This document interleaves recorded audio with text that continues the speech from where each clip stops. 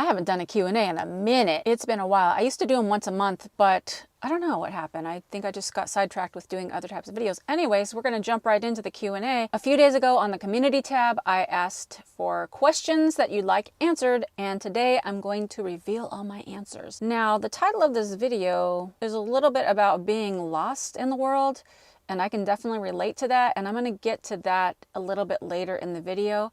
But let's start out a little bit lighter. Let's bring it down a notch. Question 1, let's get serious. When is your birthday? And where is one of your fave places you have traveled to or visited?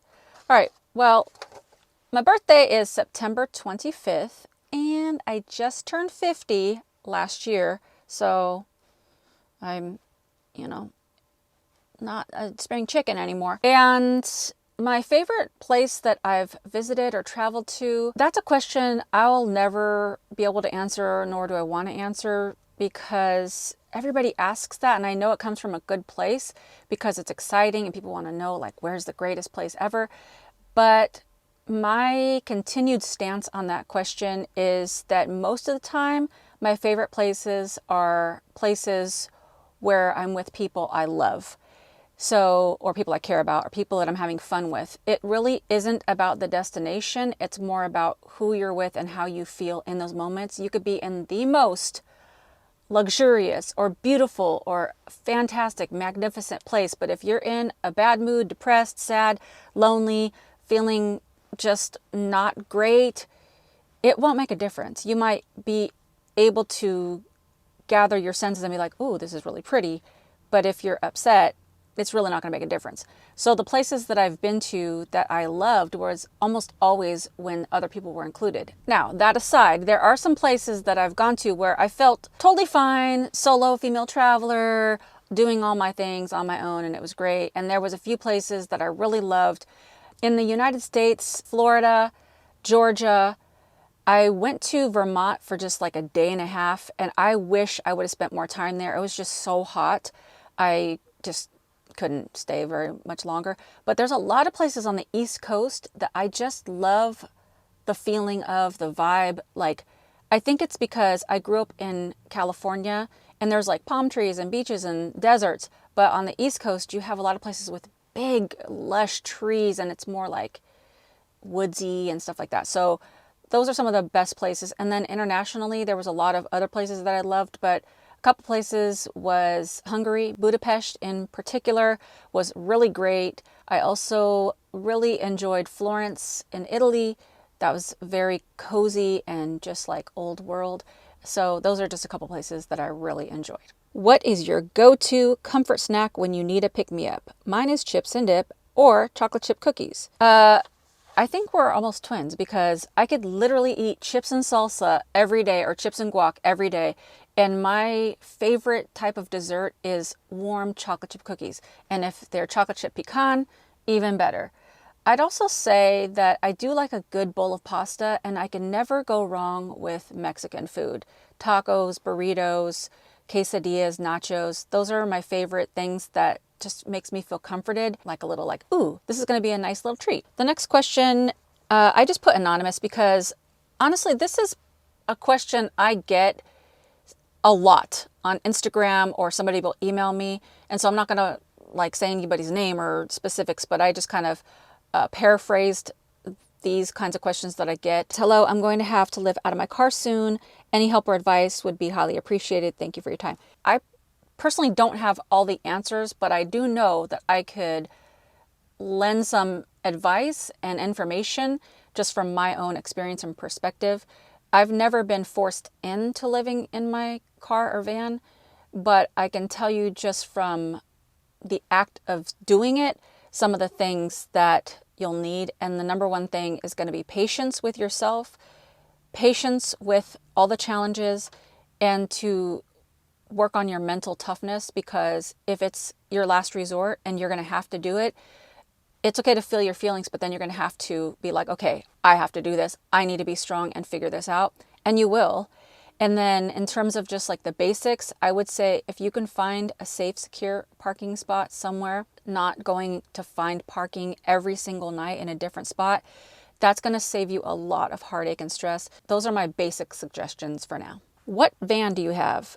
I have a 2003 Chevy Express 1500. When I got this van, it was just a regular van with like a mid-size roof, and all the seats were still in it. There was a wheelchair lift, and in 2020, my dad and I gutted the whole thing, cut the roof off, lifted it, rebuilt it, and built everything you see in here. So it was a labor of love, and I still love my van, but it is over 20 years old now, so things are starting to break and show the wear. So I don't know how much longer I have in terms of being able to use this van as a reliable transportation mode, but I'm gonna get every mile out of it that I can. Carrie asks, where do you see yourself in 5 years? In my mind, I imagine being married again, like being with my partner that loves to explore and travel together, and like have my person that I can do that with, and just have like a family lifestyle, but also be with somebody that is adventurous and wants to see the world. Continuing to build on YouTube. I also plan to grow my coaching and consulting business, which, if you've been watching this channel for a while, you may or may not know that I'm a certified life coach and consultant. So I've done a good deal of coaching along my van journey. A lot of the time it was just to pick up extra jobs so that I can earn extra money on the road. But also I've done a lot of free coaching because I was never really in a spot long enough to feel comfortable like advertising my coaching, because I was like, what if I don't have stable connection? So I've picked up some coaching clients along the way, but one of the reasons why I ended up getting a place in Texas as a base is to start my coaching practice back up again. So in the next few weeks, I'm going to be updating my website and my coaching packages and stuff like that. And also to really ramp up my writing again. I've always wanted to be a full-time writer. So there's just lots of things that I've always wanted to do, and I'm the type of person that's going to do it. I'm a trier, so I will continue to do different things, but those are the things in my life now that I'm really working towards. Also, I've received messages from a lot of people that would like coaching, that ask me if I do coaching, and if you're one of those people, now's the time, if you think you might want that, to send me a message through my email or through my website, because I'm only going to be able to take a few clients. And I usually coach more so around getting unstuck. If you have decision fatigue, if you're really struggling with not knowing what to do next, or not knowing how to do whatever you're going to do or wanting to do, if you want adventure, if you want to plan a trip, also if you want a spiritual aspect, those are more so my specialties. So anyways, if you're interested, send me a message so that I can kind of gauge how many spots I'll be able to have. What in the world? Why are the shelves empty in the store? I got so many comments from that video. So the video that I made 1 or 2 videos ago was about a winter storm coming to Texas. And I filmed when I went to go get groceries, and so many of the shelves were practically bare. Like there was 0 eggs. The meat was practically all gone. Like the vegetables, even my potatoes, just everything.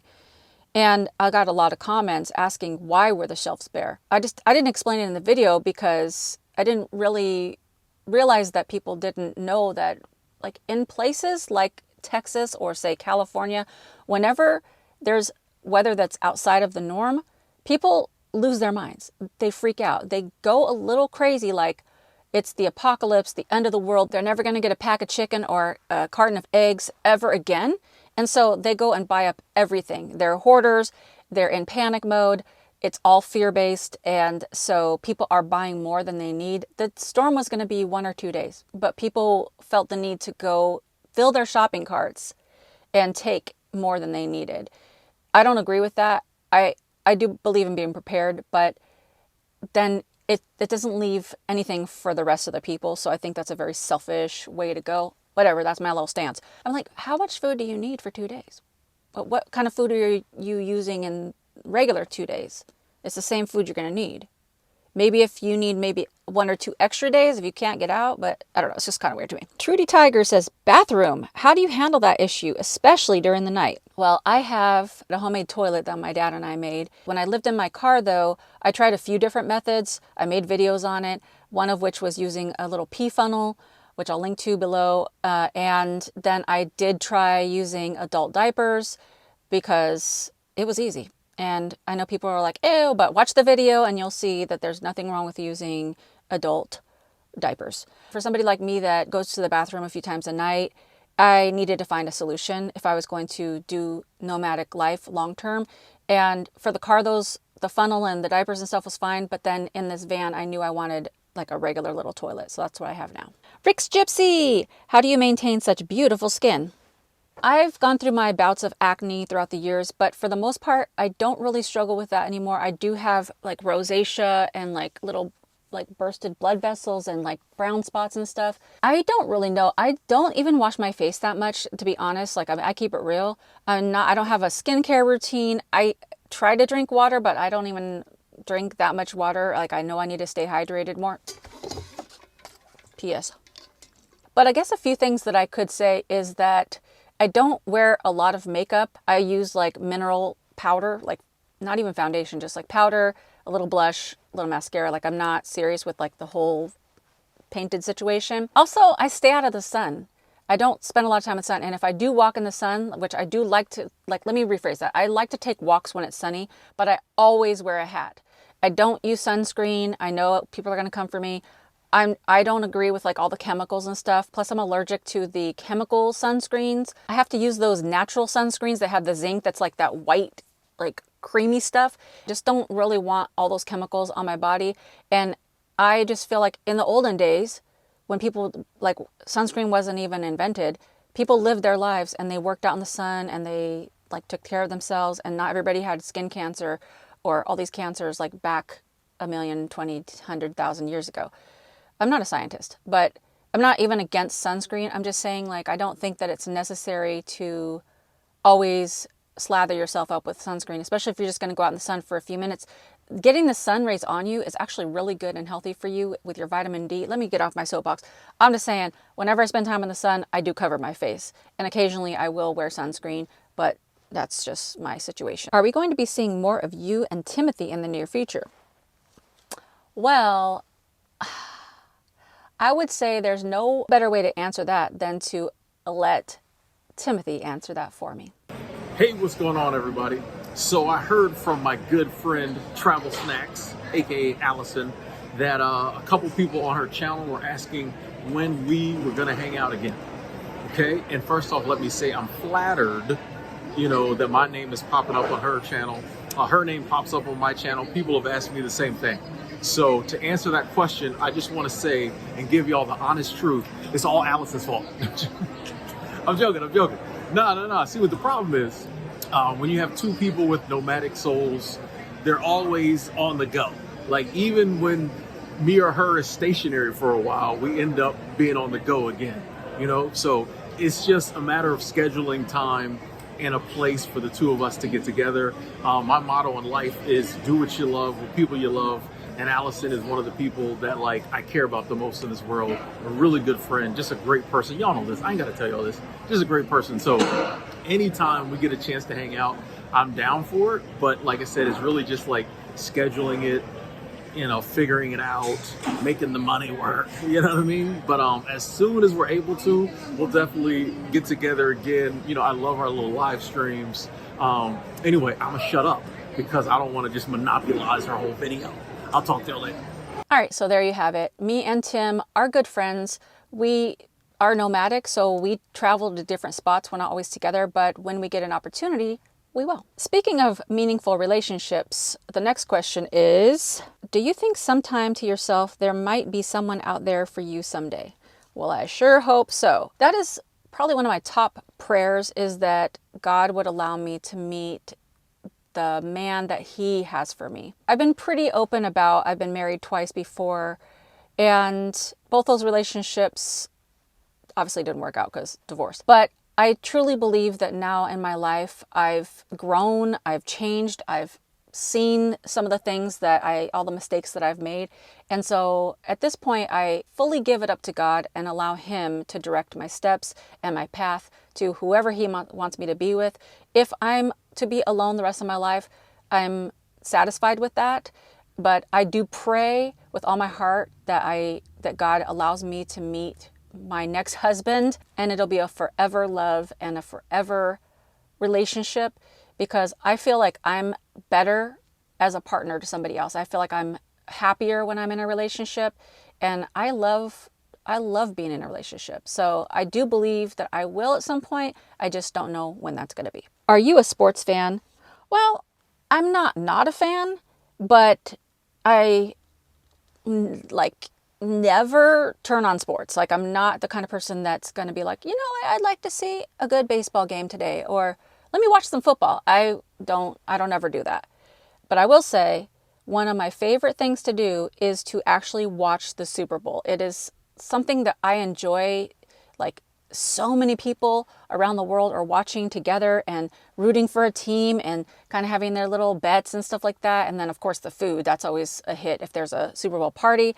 So that's something that I really enjoy. Other than that, throughout the year, I don't watch sports, but I also don't mind going to sporting events. So if somebody invited me to a football game, baseball game, basketball game, whatever, I would probably go, because that's something that I do enjoy, is just getting out and just seeing a good sport being played. And finally, to get to the topic at hand, Mountain Wanderer Tie-Dye, do you ever have the feeling of being lost in this world?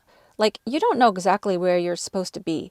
I thought at one time I wanted to experience van life, but I'm kind of concerned about being alone and feeling lost. Absolutely, definitely. I've felt that. There's still times where I feel lost. But in saying that I feel lost, I think that is part of the human experience. None of us has ever been here before. We're all living for the first time.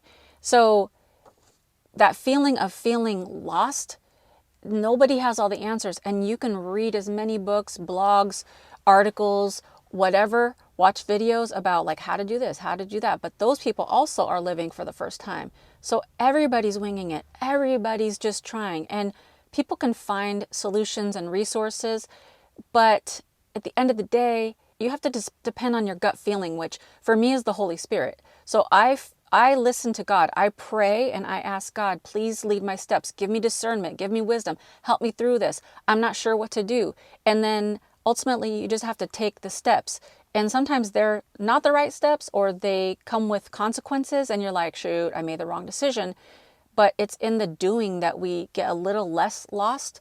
And experiencing life with other people helps you to feel even less lost. And if you can find people that really get you, that you can be 100% yourself, that is one of the truest blessings in life. In terms of van life and feeling like you might feel alone and lost, if you're going by yourself, you probably will, but there's always resources. There's people that you can meet up with that are other nomads. There's events. You can take breaks off the road and go be with family and friends where you're from. There's so many different things, and it's all in the way that you handle it. So there was times where I was extremely lonely and I was far away from everybody that I loved, but I just would pick up the phone and talk to my friends or family, and then I would just make tracks back to see them. And I don't know, just do the best that you can. It also really helps to have somebody to be able to listen to all of what's going on in your head, because sometimes you can feel really, really stuck and just can't make decisions. Decision fatigue is real. And if you have somebody that's just there to have an open ear and open mind and just hear you out, sometimes that motion of just getting it out is so, so helpful. What I feel that I'm really blessed at is I am a good listener, and I have a lot of ideas, and I'm able to sort things out pretty easily. Sometimes not as easily for myself, but for other people, I'm really good at that. So that's another reason why I'm kind of stepping back into doing coaching.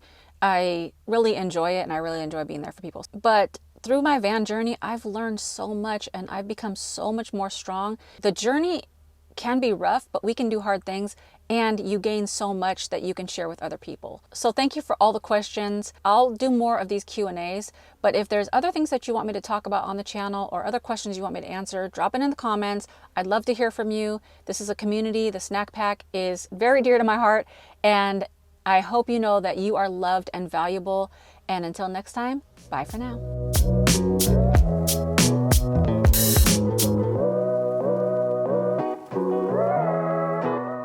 Ask any question you wanted, and your question community tab, I asked to, those are my favorite. So those are the ones that made me look or this depth very dear to my heart, very dear to my a few days ago. How has my I can't, what is this? Most of those, what is it in my brain and mouth can't work together. But let's start out. Snack time.